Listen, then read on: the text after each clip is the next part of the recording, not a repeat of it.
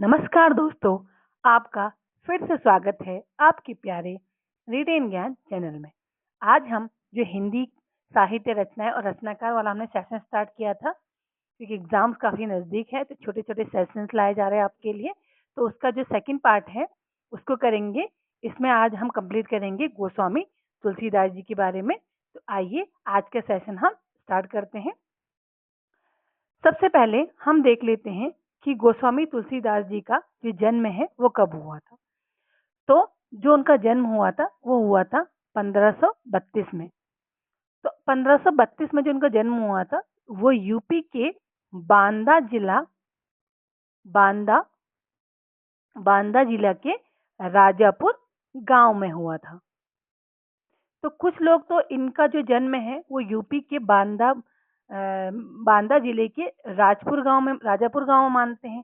लेकिन कुछ विद्वान कहते हैं कि इनका जन्म जो है वो एटा जिले में हुआ था। तो ये अलग अलग विद्वानों के अलग अलग मत हैं, दोनों को देख लीजिएगा। और अगर हम देखें कि इनके पिता का नाम इनका था आत्मा राम दुबे। तो क्या था इनके पिता का नाम? आत्माराम दुबे। और माता का नाम था हुलसी देवी। पिता का नाम क्या था? आत्माराम दुबे। और माता का नाम था हुलसी देवी। और जैसे आपको पता है कि अलग अलग कवियों को बहुत सारे उपनामों से भी जाना जाता है, मीन्स अलग अलग नामों से। कभी कभी पूछा जाता है कि जैसे हमने देखा कि हिंदी का जाति कवि या कवि शिरोमणि, ये सब उपनाम किसके हैं? तो ये सब उपनाम किसके हैं? गोस्वामी तुलसीदास जी के। तो इनको राम बोला भी बोला जाता है। क्या बोला जाता है? राम बोला। और इनको हिंदी का जातीय कवि, मेरे साथ रिवीजन करेगा, और क्या बोला जाता है? कवि शिरोमणि। तो इनको इन तीन नामों से जाना जाता है। तो क्या क्या बोला जाता है इनको? इनको बोला जाता है राम बोला, हिंदी का जातीय कवि और कवि शिरोमणि। तो ये सारे नाम किसके हैं? गोस्वामी तुलसीदास जी के। देन हम देखते हैं कि इनके गुरु का नाम क्या था। इनके गुरु का नाम था बाबा नरहरि दास। तो इनके गुरु का नाम क्या था? बाबा नरहरि दास। और इनकी मृत्यु जो है वो 1623 में काशी में हुई थी। और ये किसके समकालीन थे? ये थे अकबर के समकालीन, मीन जब अकबर यहाँ राज करता था। तो ये किसके समकालीन थे? अकबर के समकालीन थे। और ये इम्पोर्टेंट हो जाता है कि जो तुलसीदास जी की जो रचनाएं हैं वो किन किन भाषाओं का प्रयोग करते थे। तो तुलसीदास जी अपनी जो लेखन में थे, रचनाओं में, वो किस किस का करते थे? एक करते थे ब्रज भाषा का। किसका? ब्रज भाषा का। और दूसरा करते थे अवधी का। मीन्स कुछ रचनाएं उन्होंने अवधी में करी और कुछ रचनाएं उन्होंने किस में करी? ब्रज भाषा में। अब हम देख लेते हैं कि कौन कौन सी रचनाएं उन्होंने अवधी में करी और कौन कौन सी ब्रज भाषा में। सबसे इम्पोर्टेंट है कि उनकी रचना है क्या? रामचरितमानस अक्सर पूछी जाती है। रामचरितमानस। और इसकी रचना कब करी थी उन्होंने?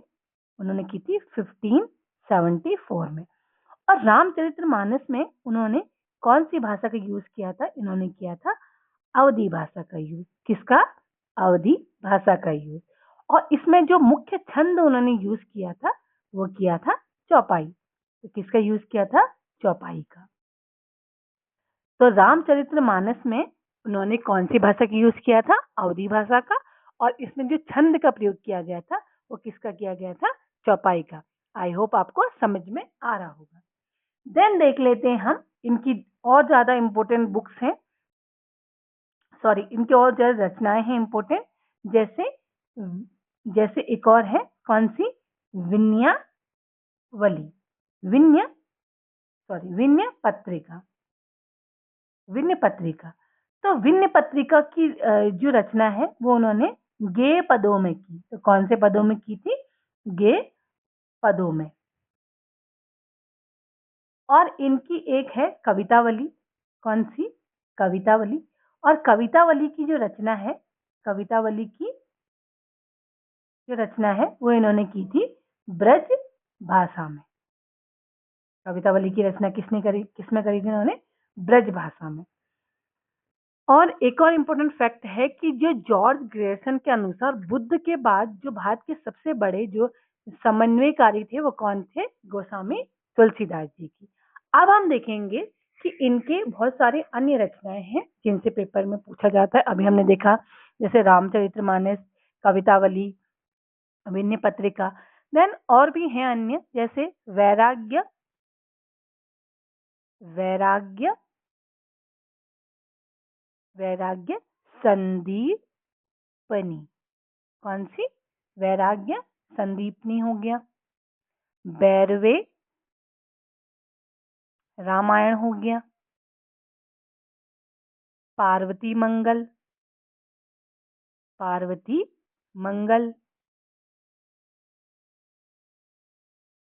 जानकी मंगल और दोहावली। अभी हमने ऊपर कवितावली भी देखा था। दोहावली और गीतावली या फिर सतसई भी किसकी है? गोस्वामी तुलसीदास जी की। झूलना या रामलला, नहचू और कुछ इंपॉर्टेंट और है जैसे रामाज्ञा, राम की आज्ञा या फिर ज्योतिष ग्रंथ। तो ये सब इनकी क्या है? इंपॉर्टेंट जो है रचनाएं हैं। तो एक बार हम इनको सीधे सीधे रीड करते हैं। तो हमने देखा रामचरितमानस हो गया, वैराग्य संदीपनी, बैरवे रामायण, पार्वती मंगल, जानकी मंगल, दोहावली, कवितावली, गीतावली, सतसई, श्री कृष्ण गीतावली, झूलना, रामलला, नहचू, रामाज्ञा और ज्योतिषी ग्रंथ। ये सब इनकी क्या है? इम्पोर्टेंट रचनाएं हैं। और इनके जो अगर हम बोले कि जो तुलसीदास जी के जो जीवन के बारे में जो हमें उपन्यास मिलता है वो उसका नाम क्या है? तो वह है मानस का हंस। क्या है? मानस का हंस। और ये किसके द्वारा रचना की गई थी इसकी? अमृतलाल नागर के द्वारा। किसके द्वारा? अमृतलाल नागर के द्वारा। तो अगर ये पूछा जाता है कि जो गोस्वामी तुलसीदास जी हैं उनके जीवन के बारे में हमें कौन से उपन्यास में मिलता है? तो किसमें मिलता है? मानस का हंस में, जो लिखी गई थी अमृतलाल नागर के द्वारा। अब हमने इनकी रचनाएं देखी, इनके बारे में हमने देखा। अब हम देखेंगे कि कथन, इनके द्वारा कुछ कथन कहे गए थे, उन कथनों को हम देखेंगे। क्योंकि कई बार जैसे कोई कथन आपको दे दिया जाएगा और पूछा जाएगा कि ये किसके द्वारा जो है, एक किसका कथन है।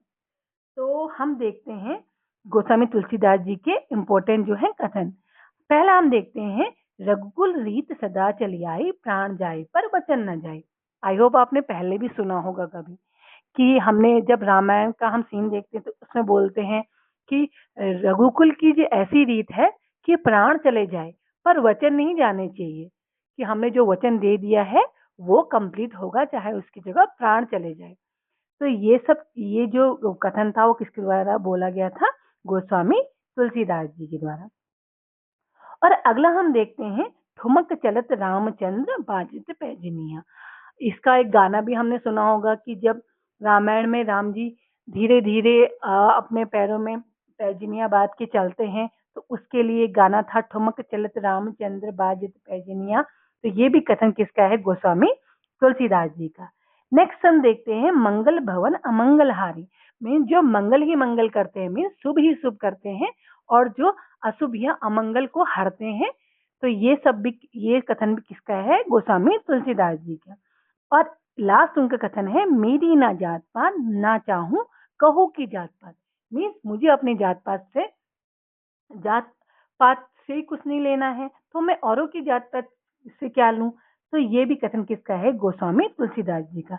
तो ये इनके कुछ इंपॉर्टेंट कथन थे, पेपर में पूछे जाते हैं, रिवीजन करिएगा। तो आज का सेशन यहीं कंप्लीट होता है।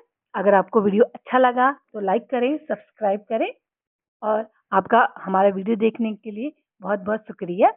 जय हिंद, जय भारत और जय उत्तराखंड।